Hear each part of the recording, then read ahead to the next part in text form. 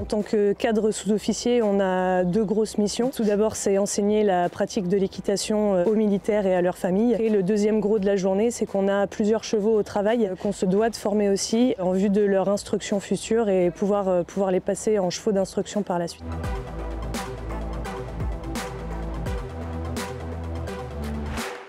Il faut vraiment être passionné déjà pour pouvoir faire ça, parce que quand on travaille avec du vivant, on a forcément des aléas qui font qu'on ne peut pas se tabler sur des créneaux horaires type. Je pense qu'il faut aussi faire preuve d'autonomie. Il faut aussi avoir une bonne condition physique parce qu'on fait un métier d'extérieur, parce que monter sur les chevaux c'est exigeant.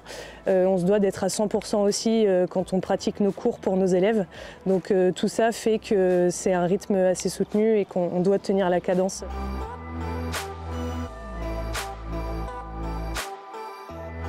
J'ai vécu plein de moments forts depuis que je suis là. Je pense au carrousel de Saumur et au fait que ça fait 2 années de suite que mon petit cheval gagne la puissance. C'est un cheval qui fait à peine 1m55, 1m60 au garrot. On a sauté 1m70, donc arriver à sauter plus haut que sa taille en représentant le carrousel, en représentant l'armée, ouais, ça c'est des moments qui font vraiment vibrer.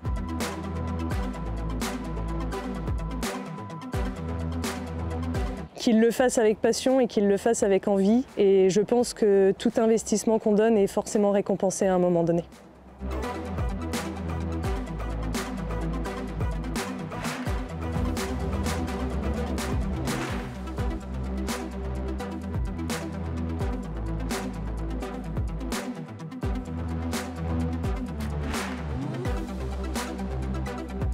En gros, c'est de réparer les tourelles ou du Jaguar ou du Leclerc, parce que je fais les deux. Donc je fais absolument tout sur la visite, hein. Donc c'est-à-dire on s'occupe de l'armement, de capteurs, des viseurs et tout ce qui va avec.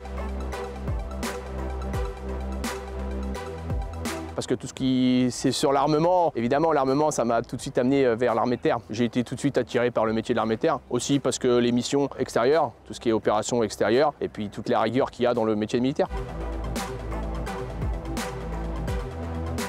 C'est tout cet accès à l'armement et à cette technologie qu'il y a, parce qu'en fait entre les véhicules d'il y a plusieurs années et celle-là, ici il y a quand même énormément de technologie, tous ces capteurs, etc. Et c'est ça qui est vraiment très intéressant. Moi j'ai quand même commencé sur le Charles Leclerc, qui est des années 90, et aujourd'hui on passe sur le BRC qui est derrière moi, le Jaguar. C'est une technologie ressemblante, mais entre ce qu'on faisait en 90 et aujourd'hui ça a bien changé, ça a bien évolué et on le voit.